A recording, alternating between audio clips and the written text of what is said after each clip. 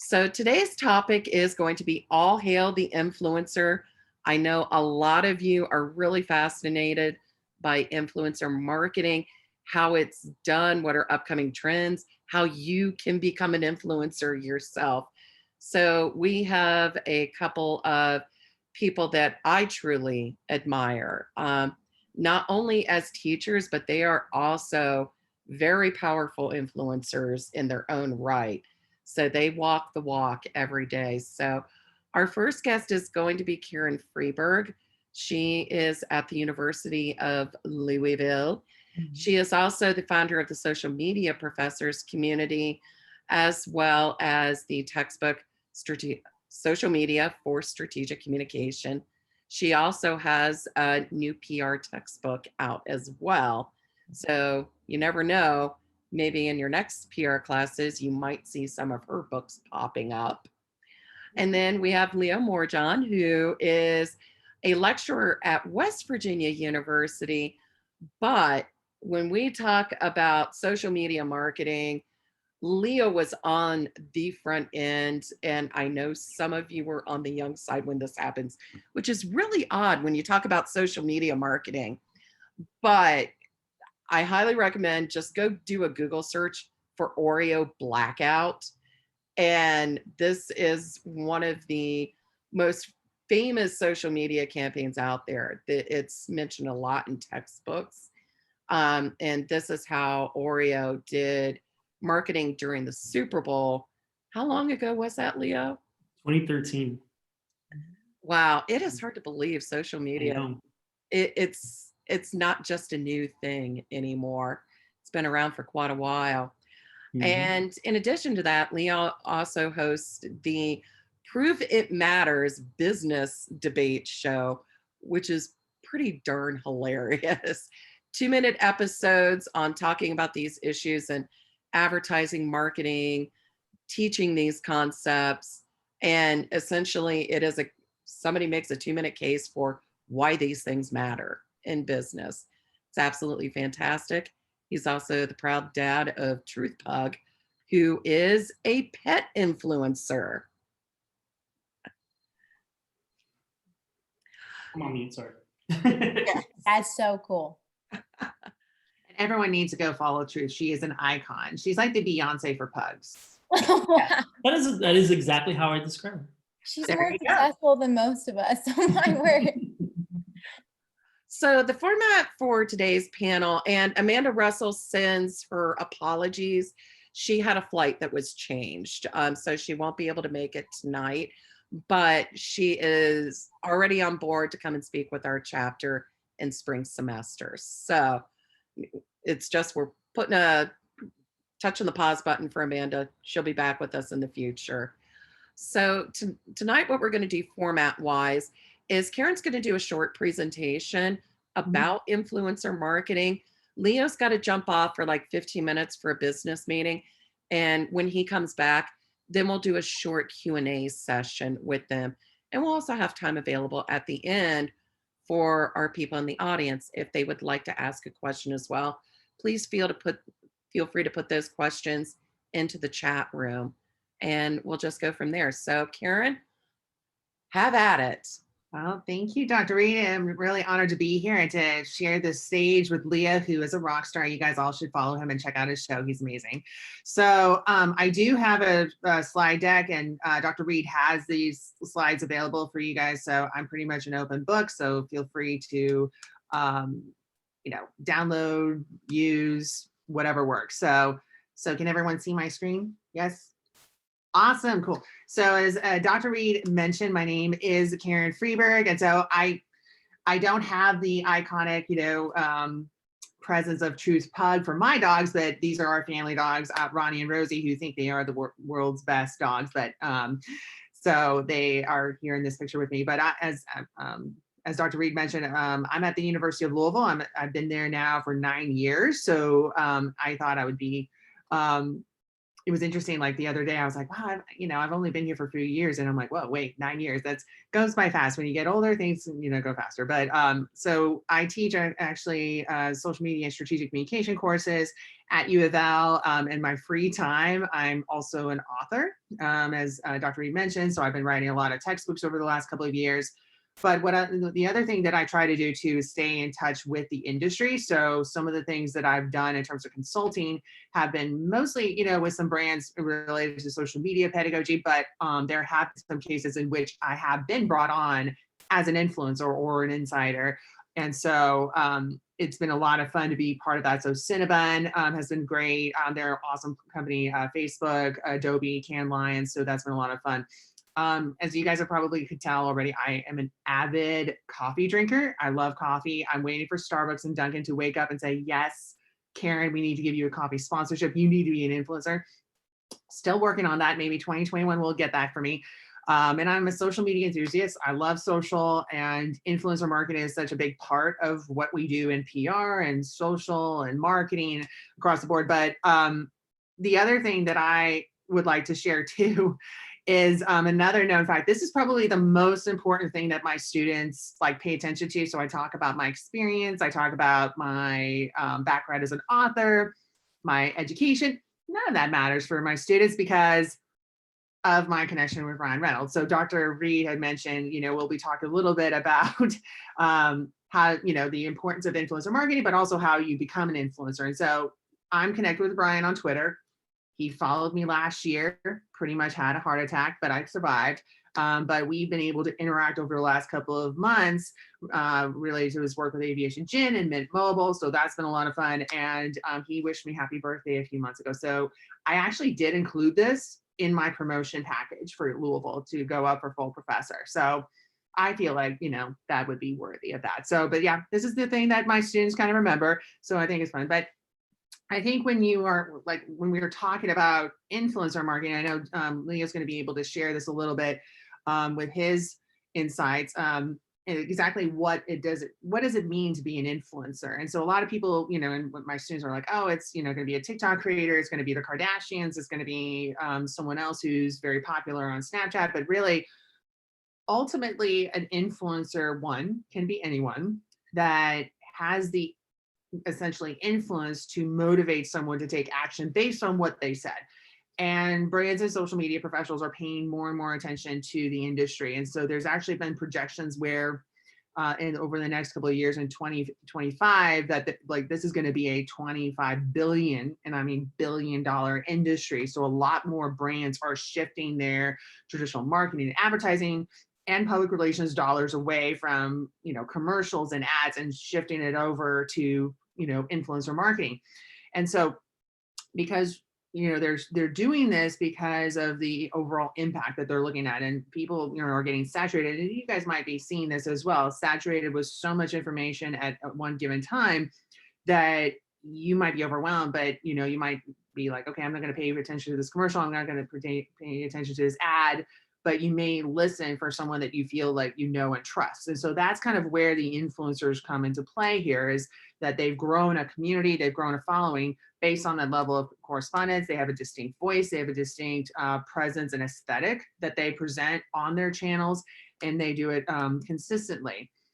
So what, basically, what do you need to have to become an influencer? And so really there's one thing that I'd like to communicate for each of you guys. I mean, you all are probably on social, whether it's Instagram, TikTok, whatever, but anyone can become an influencer. And so for me, what I've tried to do is really try to learn, and kind of see what are the areas that I feel personally for me, I can be influential on. And, it comes down to what's your level of expertise. Do you have an area that you're passionate about that you really like talking about? If you're willing to share with your community, what are things that you would be willing to be an authority on? And so this really comes down to, what are things that you would be, known for, essentially. And one book that I would recommend if you're interested in kind of the personal branding aspect of influencer marketing is Mark Schaefer's Known book, probably one of the best on the marketplace if you're interested in that. but you also need to have evidence. And one of the things that we're seeing right now in COVID-19, I'd be interested to hear Leo's perspective, is that a lot of people who deem to be influential in the marketing space, they were keynote speakers, they had the opportunity to pay, get or charge a lot of money for their talks. They were kind of sidelined with COVID-19, and they're realizing, oh, like, I'm not able to get the opportunities that I was able to beforehand because I don't have the evidence of adapting to virtual events. And so evidence really comes down to, do you have experience? Do you have experience with working with brands, making the impact? Do you have the metrics to back it up? Those are things to keep in mind. Passion and community. What are things that you are passionate about, that you're really interested, that you have the authority to speak on, and have you built a community? So Dr. Reed mentioned that I'm a founder of the social media professors group. So that community really is focusing on the teaching and practice and research of social media. So there are opportunities in which you can build a community to kind of engage people on a similar subject. But it's also about having a unique perspective, a unique point of view on things. And how do you build that through ambassadorships, and how do you build that through social proof? So the screenshots that I shared with you with Ryan, I included those, in my promotion package for going up for full professor. So I did get some reactions from my colleagues. They thought that was pretty cool. So I'm like, hey, go for that. But it also takes time and dedication. Like, being influential doesn't necessarily happen overnight. It takes time and effort to be able to build that. But there are other, characteristics that I think are important for us to kind of look at here too. It's about kind of sustaining these characteristics. And so a lot of times when you look at an influencer, they have had a long time building up their presence. And so there's some influencers that, get into this space and they may have a rocket, speed, journey to become like a mega star. And we've seen that a lot of times with TikTok creators, especially, but there are some that started small and now they're really, really big. And so some of the ones that Dr. Reed and I knew, like back in 2013 and earlier, they were considered to be on the smaller side of influencers, but now they're making deals, they're getting, the celebrity status. They've kind of had this trajectory, which is really big. But what they've been able to do is be able to share with others their shared experiences, their point of view. They're staying true to who they are, but they're also able to distinguish how they are different from others. So that's something to keep in mind. So all the things that you've learned so far in public relations in terms of identifying, like your SWOT analysis or your competitor analysis, these influencers are doing that as well to kind of see, how can I distinguish myself from others while providing a unique point of view that makes me stand out. So with influencers, it's all about standing out to the point where people are recognizing them, they're valuing their expertise and point of view, and they're building that level of trust. So these are a couple of questions that, you want to ask yourself. And so I think when you guys are, entering into your internships or jobs, understanding the strategic nature of what influencer marketing is crucial. Because this is kind of not necessarily uncharted territory, but this is kind of like the wild, wild west of where social media was back in 2009, 2010, or even earlier. There's a lot of people that are kind of putting their stamp saying, okay, here's how you do influencer marketing. There's a lot of tools out there and a lot of agencies that specialize in this, and that's great. But there's still a lot of uncertainties. Right. It's getting, more solidified as, the FTC is implementing some guidelines on what you can sponsor and what you should acknowledge. And then having resources and books, and professionals like Amanda Russell kind of setting a blueprint for what we need to do in influencer marketing is crucial. So it's really an exciting time for us to kind of be a part of this. And this may be a responsibility that you are tasked with immediately. So you want to have a game plan of what to do. So these are just some questions, when you are basically approached and looking for an influencer. And I actually ran into this, with my students. We're actually this semester, we're working with our class client Chipotle. So they're actually going through and identifying new influencers that they can work with and establish a certain relationship with on a new project they're working on.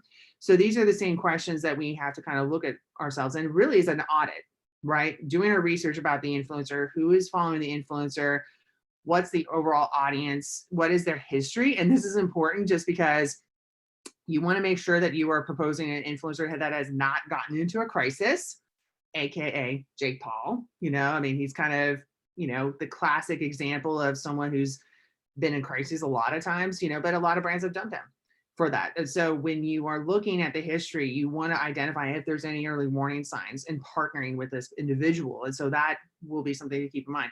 Can you afford them? And this is going to be something I'll talk a little bit about too, is, making sure that you do your research on how much realistically these influencers can charge a brand. And there are tools there available for you to say, if an influencer comes back, says, okay, I need $5,000 for this sponsored post, you can actually go back to the tools and say, you bought most of your followers, so we're not going to go there. So it's about understanding what to look for and how to determine who to work with and who not to. And then also too, what are your overall goals? What are some things that you need to report on to make sure that you are successful? And the influencer understands what type of impact they've been able to make for a campaign. So these are tools that I think are really good, when it comes to influencer marketing. So Hype Auditor is good. I like Clear, which they actually have a paid, it's a paid partnership with Meltwater. And I do think that they really do a good job in terms of identifying not just the major KPIs that you look for influencers, but they have a whole feature related to campaigns. And they also tell you like their overall audience size, but also their true reach. And that's important to distinguish. So you'll be able to actually see who are they really reaching in their audience. And so if it's a very low number compared to their high number of followers, that they've probably not they have not done the most ethical thing with their audience group. And so it's very easy, again, to use these tools to identify how authentic their community is, right? And so there's a lot of influencers that try to buy bots, buy followers, just to create the illusion that they are influential when in reality they're not. So I guess the motto of the story is don't buy followers. And so Talkwalker is really good. But again, what you want to have here is a list of tools that you can go and check out these influencers. If anyone's talking about them, so utilizing them for a campaign, this will help save your clients money. Right. And I bring this up just because I had that experience with a client that we worked with a few years ago with the Breeders' Cup. There was this local influencer that basically said, hey, I'm going to be charging $5,000, for this sponsored post. And before I went back to our client, my class and we went through and found out that this influencer's follower count was only like 26% of, the followers that they had were real. So we went back and we called it a teachable moment, saying, we're not going to do this. So you really want to kind of utilize these tools. And there's a ton out there that will allow you to kind of see who's real and who's not in terms of their follower base. And that's an important element for influencer marketing. So those are things that we want to keep in mind. So when I know that Lauren, I believe you had talked a little bit about like the differences between an ambassador versus an influencer, creators. So there's lots of categories, but there are differences here. So when you are looking for influencers, these are the criteria that you kind of are looking for. So they usually have a large audience, but then within the influencers, they have different categories, which I'll go over in a little bit. But they basically are focusing on paid endorsements, whether that's large, substantial amount of money, or if it's, an experience. So there is some sort of exchange. And so that's why if you look at the paid, earned, shared, owned, model by Janie Dietrich, there is that element of, paid yet earned media. And that's kind of where influencer marketing comes in, because you're getting some sort of compensation. Creators are a different subset of influencers. They're focusing on leveraging opportunities based on what they create. Influencers, there may be some that have the ability to create, but creators first and foremost are about making sure their brand voice is there and that they are control of the already, creative aesthetic. So if you are bringing in like a creator, and I'm looking at Casey Neistat, so he's not going to be with someone that's going to follow exactly what a brand is looking for. He's going to be like, okay, I'll work with you, but it's going to have to be my point of view. So it's a different type of relationship.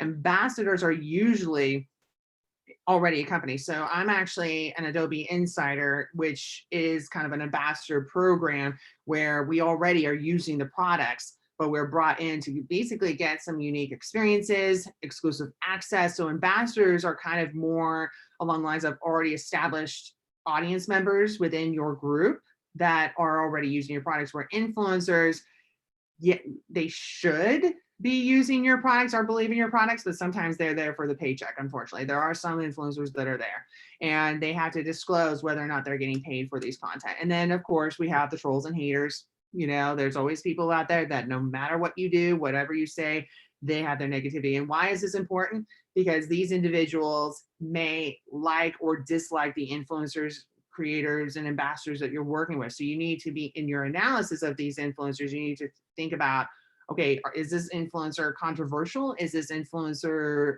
going to be raising any red flags for us in the future? So it's really about understanding and doing your research to kind of explore the long-term impacts that this has. So again, I'm going to be going through these pretty quickly, but there are different types of influencers. So you have celebrity, mega, and micro, and nano. So these different categories are based on audience size. So celebrities, 10+ million followers. This is kind of where The Rock. I love The Rock. I mean, The Rock is awesome. So he would be considered that. So basically they're prominent in the industry, huge following. Mega influencers, you know, they have a specific area of interest, you know, so they might have 1 to 9 million people, but you know, they're not at the celebrity salary. So celebrities are usually like sports figures or entertainers, politicians, etc.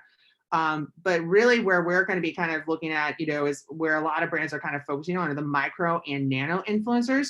So micro influencers, you know, have between 10 to 50,000 followers, but they're still more engaged. They're a little bit cheaper than mega and celebrity influencers, but they offer a lot of benefit to kind of looking at authentic experiences. And nano influencers are ones that, you know, are just starting out, have a small but very highly engaged community. So they, you know, their exchange rate, you know, for posts and stuff may be not that expensive, or they may be free just because they're getting started on that.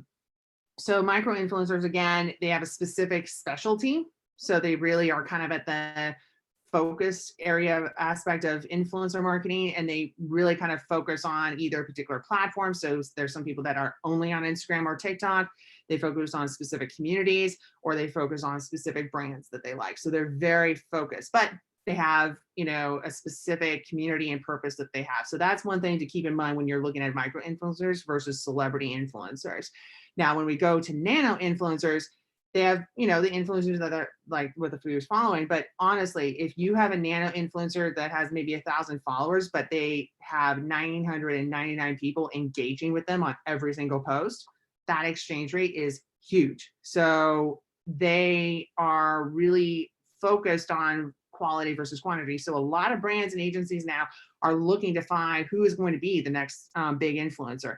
Because these celebrities, yeah, I mean, they're going to be established, they're going to be costly, but they want to get some new, fresh takes of things. And so those are some opportunities to come forward. And this may be something that you guys may be asked to do when you're working as an intern or in your first jobs, is to help identify who is going to be the next big creator, the next big thing moving forward. Now, when you're like, I'm going to be finishing up here a little bit quickly, but here are some best practices to look at for influencers. Look beyond the numbers. So don't dismiss a nano influencer just because they only have a few hundred followers. This is just one snapshot of their journey. Look to see what makes them successful. If it's a point of view that you like, if they feel like, if they really believe in your brand and really believe in your company, definitely look at that. And be prepared to also compensate the influencer, but think about the compensation a little bit. Like, it's not only about sending them a check saying, okay, yeah, we want you to be part of this. Look at it from a long-term perspective and kind of build that relationship with them. So then as they grow, you're going to maintain that relationship. And I think Chipotle has done a really good job with this, with their creators, with their influencers that they partner. I mean, they just did this really cool campaign with Tony Hawk, and they've really kind of built those relationships over time. And do your research ahead of time. Put on your crisis communication hat and, you know, and say, okay, if this person got into a crisis, what we would do, and set your expectations. I think that's going to be really important in terms of the influencer. So Amanda, in her book, which I have a link to, the influencer code, actually goes over how to write a memo, how to write a contract, what's the protocol for a campaign. So it's like a blueprint. So I highly, highly recommend you guys getting her book because it's phenomenal. And I think the other thing too is that Dr. Reed had mentioned that I wanted to highlight here too. You all can become your own influencers. You know, you have a distinct voice, you have a distinct presence on social, and I would utilize that. So I did not go out and say, yes, I want to do partnerships with Adobe and all these places. but they just kind of fell into my lap. And so I've actually been able to do a lot of really cool things. I'm actually part of an ambassador program for a local soap company, that we have here, which is pretty cool, and so still working on that coffee partnership. And so really, I think it's about kind of taking what we're covering here and say, okay, how can I apply this myself? What are some areas? What are some brand pillars? What are things that I can offer to my community that no one else can? And you want to kind of evaluate how you can go about in doing this. And so I would check out the various tools that are available, like Clear has a free trial, Tracker, Trackr, I think, yeah, I can spell today. They actually have a certification program in influencer marketing. So there are a few certifications that you can take in this area that would really help you kind of have a better understanding, not just for your work in PR, but also in your work in applying it to yourself. And I think that's really important. So there's, again, other resources. I guess this is my professor cap on. And so this will be the last slide that I have for you guys, is leaving you guys with homework. So Tracker, Whaler. Whaler is actually one that I highly, highly recommend looking at. So they're like one of the best influencer agencies out there. And they go to Cannes every year. They actually won some of the first social and influencer awards at the Cannes Lions Festival of Creativity. And they do a lot of case studies. They offer jobs and internships. So if you have a chance, if you want to specialize in influencer marketing, definitely check them out. Influencer Marketing Hub has a great list of guides and projects, along with some other resources here. Other people that I think you would definitely want to follow, definitely follow Amanda, on social with her book. Definitely get that. It is amazing. Matt Navarra, who has developed his own influence, and created a really good following on social, and he identifies a lot of trends related to influencer marketing. And Taylor Lawrence is a style writer from the New York Times, and she basically is my go-to person for finding information about what's relevant, what's trending, like anything from TikTok houses to new trends to tea counts. Like, she's my go-to person on this. So it's really important for you to kind of be aware of, like, not to follow only with brands and blogs and websites, but also following people to find out more information. So that is what I have here. And then I'll just leave my contact information. So if you guys have questions at all, or if you want more information, I have like a load of research and articles, and I'd be happy to chat too if you're interested on the personal branding side of influencer marketing. And pretty much everyone, as Dr. Reed knows, on social, I pretty much feel like I live on social, just because I have to, but it's a lot of fun to be part of it. So I'd love to connect with everybody. And what I'll do now is I'll stop share and answer any questions. I know I went through that very quickly, and that's probably because I've had a lot of coffee today. So thank you so much, Karen. Lauren, I just wanted to give you a heads up real quick that Leo hasn't jumped back in yet. His call probably ran a few minutes longer, but for everyone else, Lauren at this point is going to ask some burning questions that you all may want to know answers about in regards to specific elements of influencer communication. Yes. Before we jump into that, I actually had one quick a side question. So you were saying we can be our own influencers and we can create our own content, but from your research and different things like that, has there been a specific sort of platform that has maybe reached out or maybe has grabbed companies' attention better than others? So an example would be I was thinking about becoming an ambassador for a hair care line because I really like their products and stuff, but would you recommend, or from your research, is it videos that grab their attention, or is it writing, or is there a specific area? Yeah, no, I think, well, that's a great question. Yeah, I mean, I always say go with the medium that you feel that best fits your brand voice. And really it comes down to, do you feel that video is the best way to kind of showcase your personality and your interest and expertise, or is it other forms? And so for me personally, honestly, it's been my blog. So I've had a website since 1995. And so I'm dating myself a little bit. And I'm embarrassed to say, Dr. Reed knows this story, but my family, both my parents were professors. My dad did marketing for years before he retired. And then my mom was a psychologist. In 95, yeah, 95, they gave my sisters and I each our own domain name. And so I was 13 at the time. I always have to make sure I note that because my very first website was a fan site of the actor Val Kilmer. So I just saw Top Gun. So just to put in context, but I always amazing.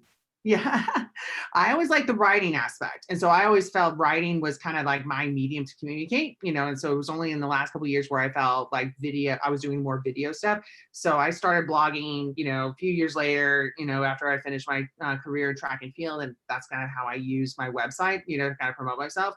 But I found writing was like my medium.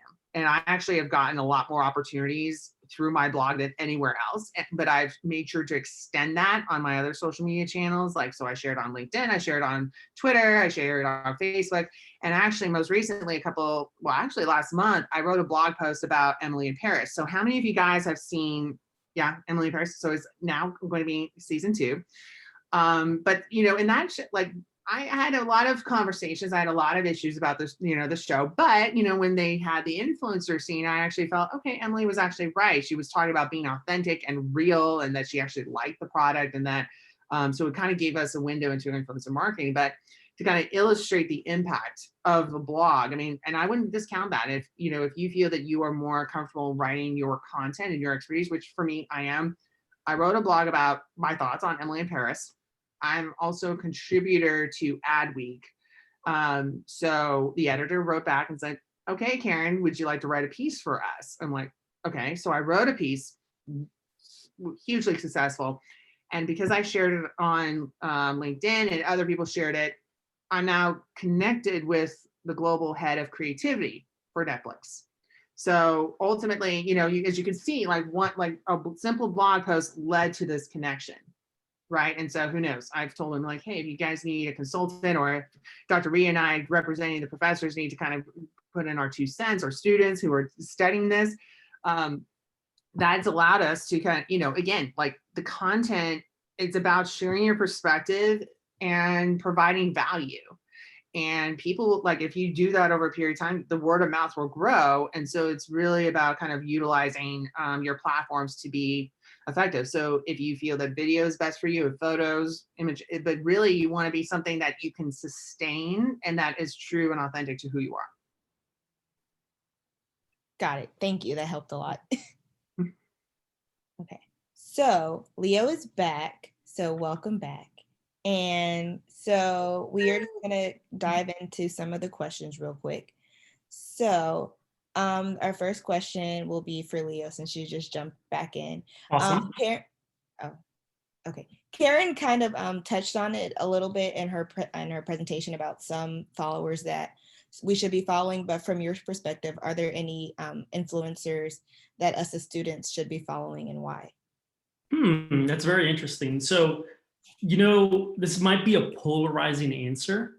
Obviously, besides TruthPug, right? Instagram.com/TruthPug, #TruthPug.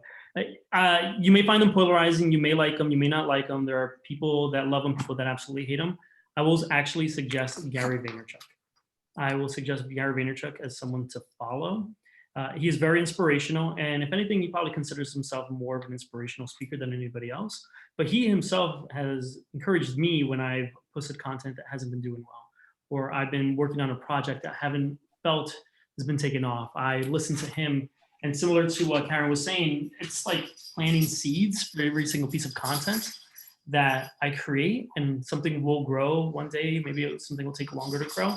He always kind of inspires me to keep going. And everyone he speaks to, he inspires that. At the same time, he does a lot of times give a lot of really good business advice too. So from an influencer marketing perspective, he tells people things like treat it as a business, right? It's not just you creating content willy-nilly. It's about you actually creating a business and taking this serious. So that'd be the number one person that I would say for you to follow, to be inspired, but also for you to get tactical information on how to become an influencer. Perfect. Thank you. And then one of our audience members asked what the dog name was. Oh, it's actually Truth. So you can't handle the truth. Either people love it or hate it, kind of like Gary Vaynerchuk. I could be at a party and people would be like, what's her name? Or they're like, that's the best name ever. It's never in the middle. If you hate it, please comment below. It is the Please best. don't comment. I'm just kidding. Where'd you get those? Are those like hand painted little? Yeah, well, this is actually my friend Kim, designed by Kim. I think that's her URL. If not, I'll put it in here. She actually drew these for That's so cute. the campaign. Wow.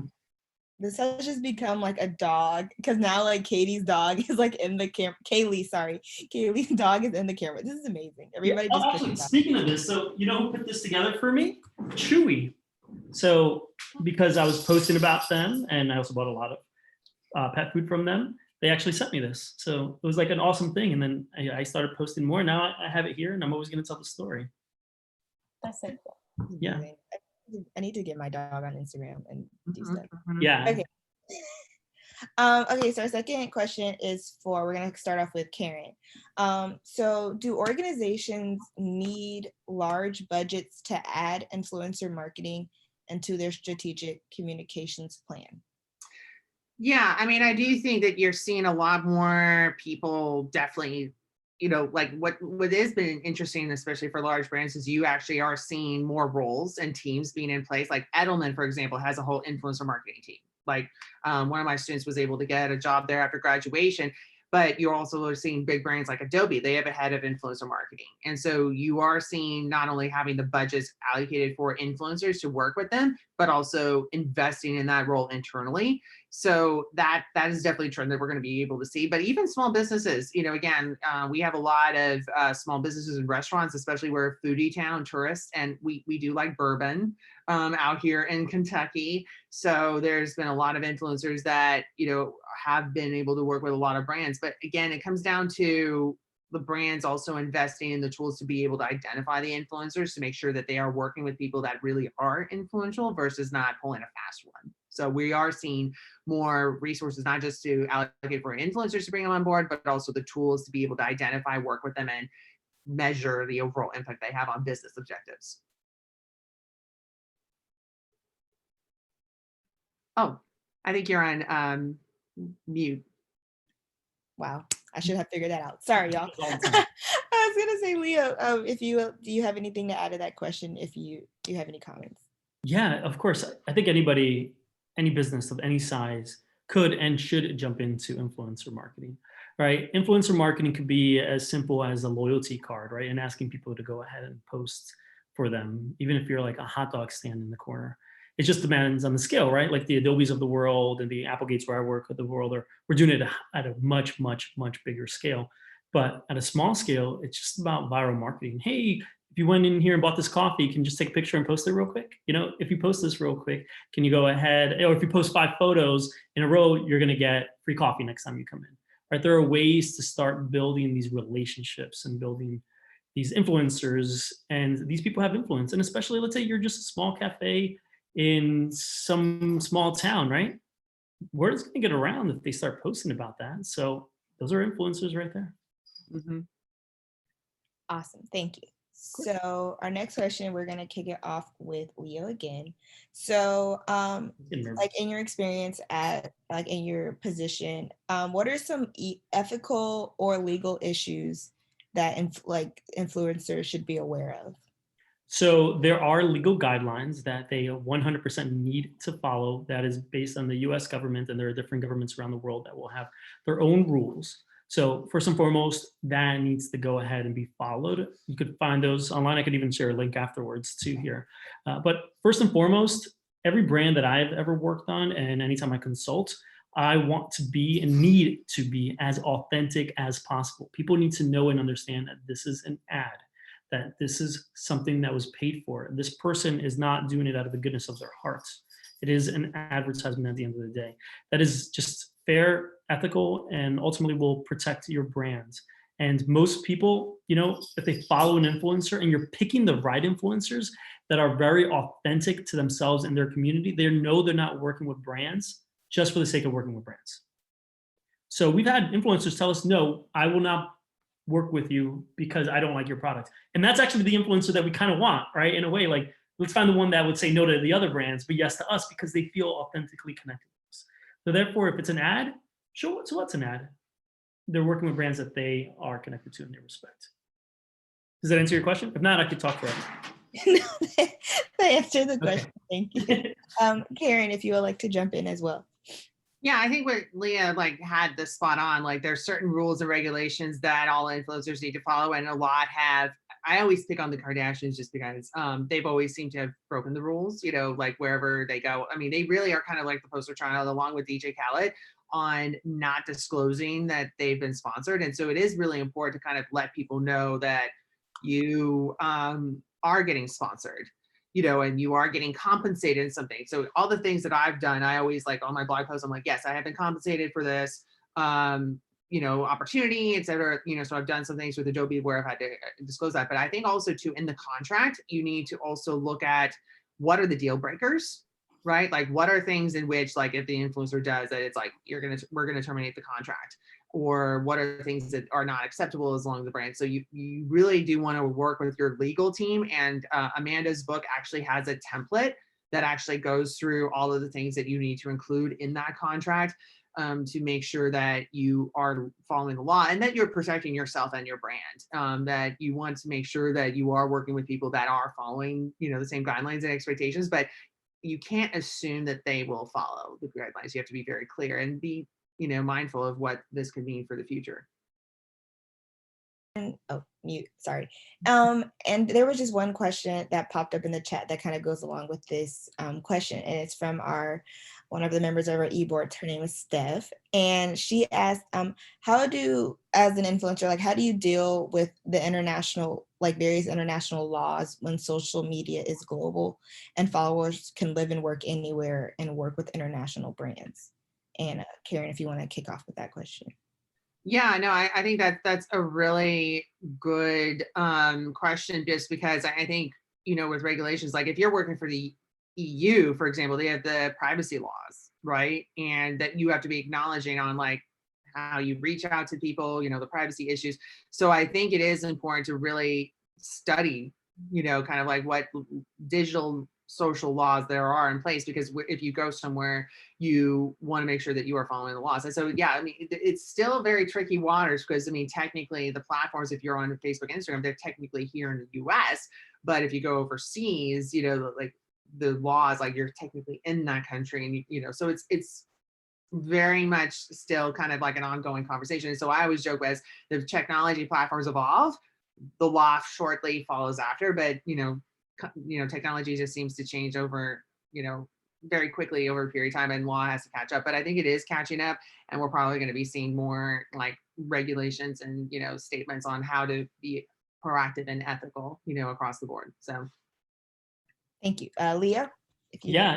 So from a legal perspective, the best thing to do is find the government or the area that you operate in with the most strict of rules, and then follow those rules. And that's actually even if you're running a sweepstakes here in the States, it's the same kind of thing.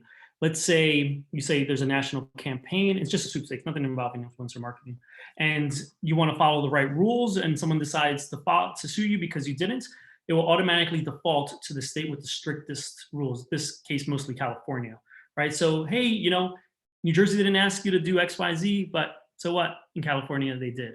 So it's always best to find the most strictest possible legal representation and following that. The other thing I would say in general is there's what the law says, and you need to follow it, of course, but there's also being a human and being good and being authentic in the world.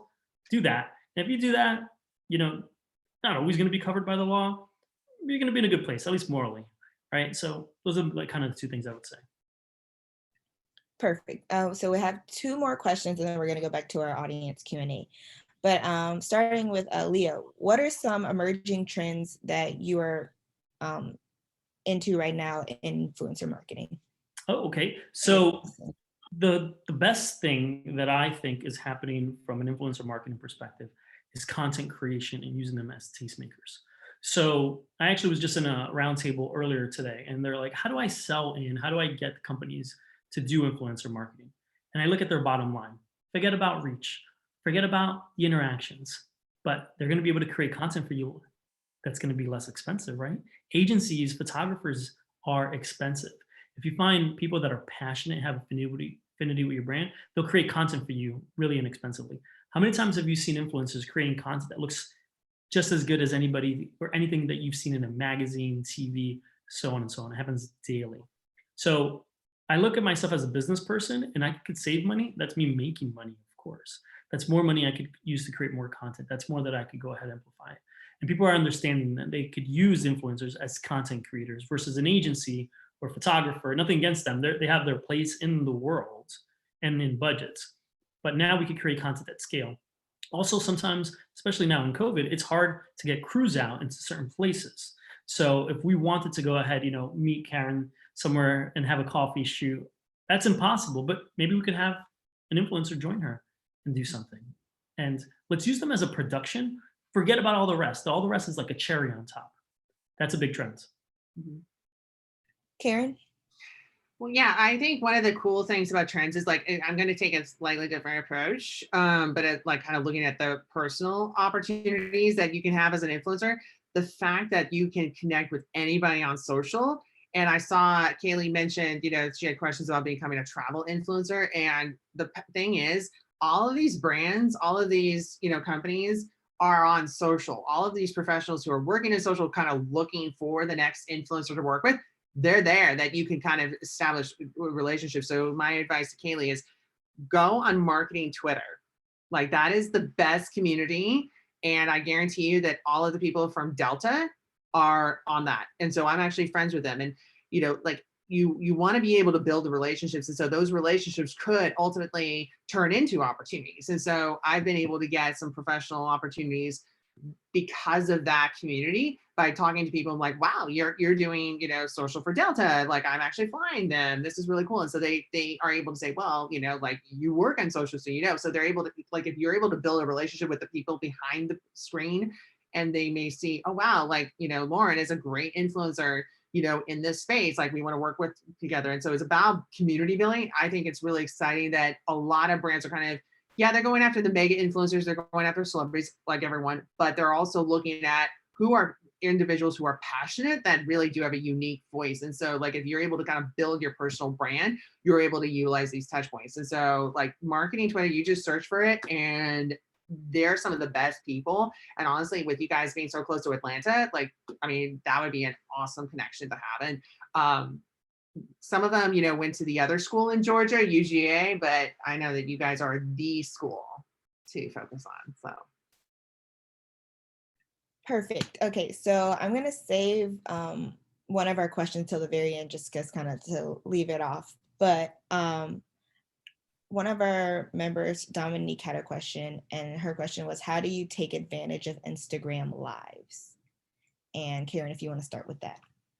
Yeah, no, I think that's a great question. I would say what you want to do is anytime you go live, whether it's on TikTok, Facebook, Twitter, LinkedIn, you really want to kind of have a plan in place, for what you want to do. Because a lot of times people say, oh, I'm going to go live, and it is live camera. So anything can happen, right? So you do want to have some sort of plan ahead of what you want to do for an Instagram live session. And how do you want to repurpose that? Like, what's the overall goal and strategy of going Instagram live? And I think live sessions are awesome. So you're able to kind of interact with the community. You're able to kind of show things and experience things. I mean, I love what Chipotle did over COVID. They actually had, DJ concerts going on. They were one of the first brands that did that. And they do a lot of streaming on Twitch, with gamers. So there's a lot of strategies. And I think with live video, the possibilities are endless. Leo? Yeah, of course. 100% everything that Karen said. To add to that a little bit would be just that if you're going to jump into a channel, make sure that you're ready to do everything that channel requires of you. As Karen mentioned, be interactive. Make sure that you have the right setup. Make sure that you know why you are there. Make sure that you know what you're doing there. Make sure that you have the plan moving forward. That's all that matters, right? And that could be taken to any channel, any feature. Like if you replaced IG Live with LinkedIn Stories, the answer would be the same. Said TikTok, the answer would be the same. So many people try and they just fail because they don't have the resources, the time, or the energy, or the right plan to be on a respective channel or feature. Perfect. Okay, 2 more, and then that will be it. So this one is from, her name is Beth. And she asked, what strategies or tactics can smaller businesses use to reach out to some of like the more mega high tier influencers? And Leah, if you would like to start with that question. Sure. This is from experience. Sampling. Sampling is such a fantastic way to get into the hands and get in front of a lot of different influencers that you would imagine you couldn't get a hold of. Just send them some product. You know, here at Applegate, we send product to people all the time that we maybe necessarily can't afford to work with. Other brands that I consult with, I say, go ahead, send them something for free. And that's a really good way to get in front of people. And this isn't anything new. I'm not like saying anything groundbreaking. You know, celebrities have been getting free things since the existence of a celebrity, but this is a good Leo, way. do you send like a note with it too, or is it just, Yes, you know? certainly. Right. So what you could do is create like a little card, right? And then have like your social media, ask them to go ahead and tweet what the channels are or anything like that. Make it as easy, as simple as possible, right? And that's for everything that you do, right? You don't want to create any kind of friction. Hey, what's the social channel? They're not going to tweet, right? They're not going to go look it up or anything like that. No one's going to do that, even like the smaller of influencers. So make it as easy as possible for them. But also maybe even like online, like their stuff, be engaging with them, participate with them, have them, you've been doing like your own marketing with them, you know, just be top of mind and you could get there. Karen? Yeah, I everything that Leah said is spot on. And I would say too, remember that influencers are, you know, they may have a strong presence on social, but behind the screen, they're human beings. And so like with Ryan, like, of course, I've been a fan of his for years. And like, I thought his Peloton commercial with Aviation Jen was like spot on. And I was like, this is amazing. And so when he followed me on Twitter, I was like, oh my God, like, at first I thought it was a fake account. I'm like, oh, poor Ryan, he's dealing with a bot. But then when I realized like the check mark was there for him being verified, I freaked out. But what I basically was doing is kind of saying, okay, yeah, this is someone that has millions of followers, but I wanted to treat him like a human being, you know, like that he's taking time to like my content, engage with me. And so what I was doing is I was sharing with him like what I was liking about his work, of course, with Aviation Jen and Adrienne Molina, who's awesome, that Leo knows. And ultimately, he ended up like, I pretty much with my PR book that I have, like Leo's in it, of course. Like I had a lot of Ryan's work in there. And so I actually sent him, like kind of like what Leo said, I sent him a book saying, okay, you're in a textbook. It's, you know, not an Academy Award, but, you know, lots of students are going to read it. And so I actually got feedback from him that he really liked it. So that for me also was included in my package for my promotion. I'm like, okay, this validates everything that needs to happen. But yeah, I mean, just treat people like human beings and just, you know, be nice, kind, and provide value. Yeah. Can I say something real quick? Oh, I'm sorry, Leo, No, go ahead. no, I'm sorry. I cut you off. You go. Oh, how do you, like, what do you send it to? Like, do you send it to what address, you know? Yeah, I sent it to, I'm good friends with his, with Adrienne Molina. And so he actually was like with the Mint photo, like Mint commercials that he did with Rick Moranis. So he was with Ryan that day. And so you know, he wanted a book anyway, because he wanted to actually share that with a professor who told him that he was not going to be successful. So he kind of wanted to do that. And so I was like, okay, Adrienne, but I'm like, hey, if you're there with Ryan, like I'll just add another copy, you know, to the mailing list. So that's how I found out, you know, that where he was going to be. And so I got the feedback that he liked it. So the only thing I was going to say, how you know, this is super cool and super true, is that Karen this whole time called him Ryan instead of by his Ryan Reynolds. You're on a first name basis right now. Wow. So like, that is cool. Legendary. But I'm like, you know, because I missed your call. I'm like, is she talking about Ryan Reynolds? She's just like, you know, Ryan and I. Yeah, I mean, we're BFFs, you know, we haven't met, but if we did, I probably would have a heart attack, but that's, you know. I love it. Hey, go figure. So we're running short on time, but I just want to ask this one last question, just as kind of to wrap it all up. But what would be 2 tips that you would give to students who want to become an influencer? Like Kaylee said, she was interested in travel, and I know that some other students on this chat right now might be thinking about becoming an influencer. So what are like 2 tips that you would give to us? And Leo, if you'd like to start. Sure.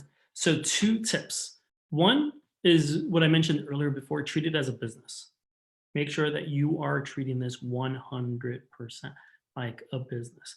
Understand how much money you're spending, what the investment is, what the return on investments, have a business plan, know how long you expect to make money, so on and so on. Number 2, and this is kind of a more of a general statement that I'll share specifically here in this setting because I'm speaking to students, do free work. create content for free, right? You'll hear a lot of people in this world say, don't create free work, your time is valuable. There was a time when I was absolutely no one, okay? So like, no, you need to pay me. That's cute, right? No one's gonna pay you because who are you? But create content for free, do some work for free. We work with people all the time that are creating user-generated content that all of a sudden like, oh cool, you created this for free. Let's do something more, right? Like Karen said, add value. Don't think that you are so significant because at the end of the day, there's another influencer that I could just go get. Got it. And then Karen.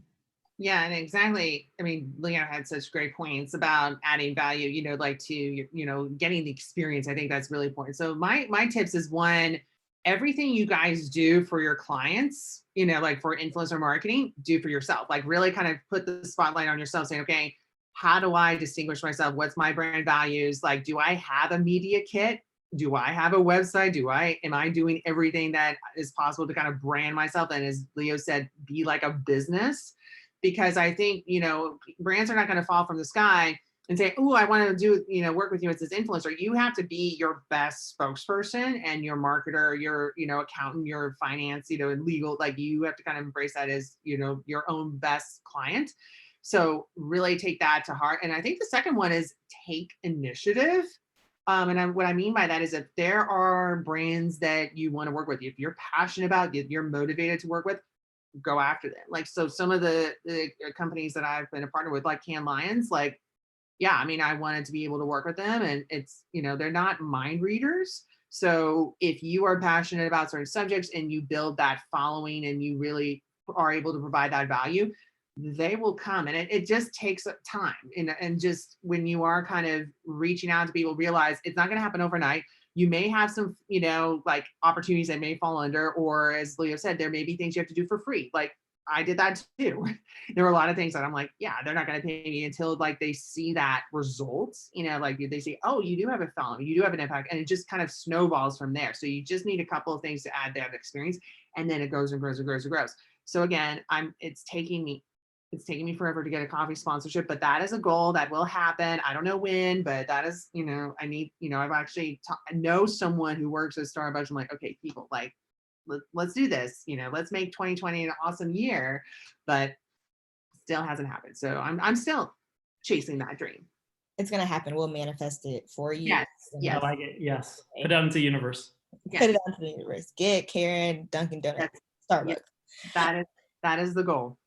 Okay, that is it. So I'm going to pass it over to Dr. Weed for final words.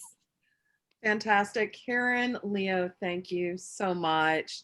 You always continue to provide amazing insights, not only for my students, but students all over the world, because you never know who may see this YouTube video of our chapter meeting. I did have a quick announcement for you all because there is a Kennesaw State doubleheader tonight with our PRSSA meeting. Also, the School of Communication and Media is hosting its Alumni All-Star panel. That'll be starting at 6:30. I went ahead and put that into the chat room. That'll take you to SOCM's website, and from the homepage and the banner, you can get the link to join that event.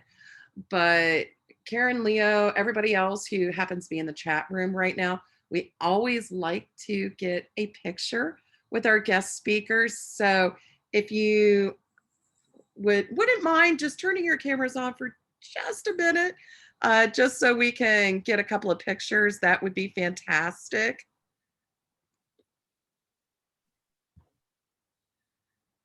Okay. And we're gonna go 1, 2, 3, PRSSA. And Allie, did you yell at your sister to get out of the way? how about we do a backup? I always try to do that as best I can. 1, 2, 3, PRSSA. Okay. Hopefully we will be able to get one of them. It's the kids I nanny for. I don't think they realized what was going on. Okay, she was just like, I want to be in the picture. I don't want to be, I'm running away.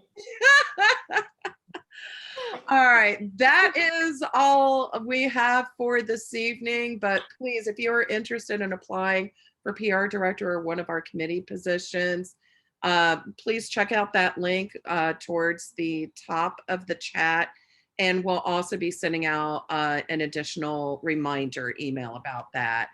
Thank you all so much for a fantastic chat. Have a good evening, y'all. Thank you. Thank Thank you. you. Bye. you.